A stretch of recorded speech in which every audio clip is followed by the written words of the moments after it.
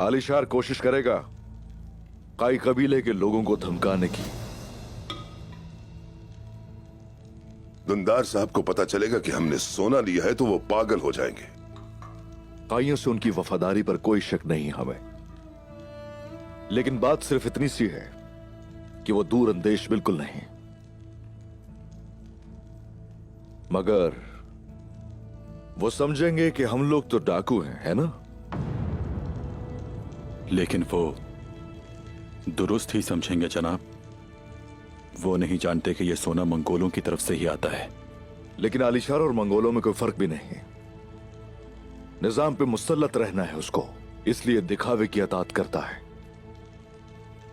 बस गलीज चालों को दफन करके रख देंगे,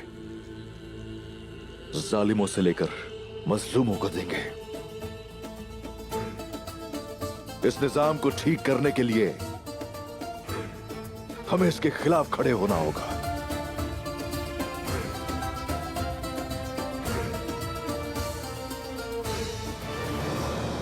हरकुत, तुम बाजार जाओगे।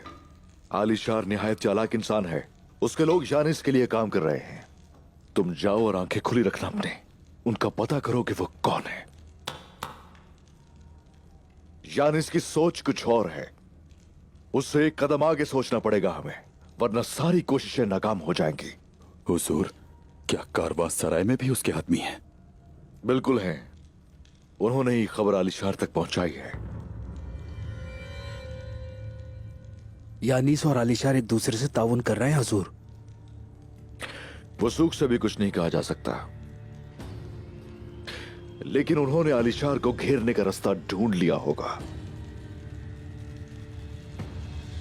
तैयारियां अभी से करनी होंगी, जरूरत का सब सामान मौजूद है यहां। कौनूर सिपाही, सारी मालूमात होनी चाहिए।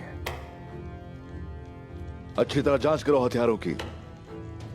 खले के अंदर जाएंगे, आलिशार जिस सोने का तकाजा कर रहा है उसे वहीं से निकाल के देंगे।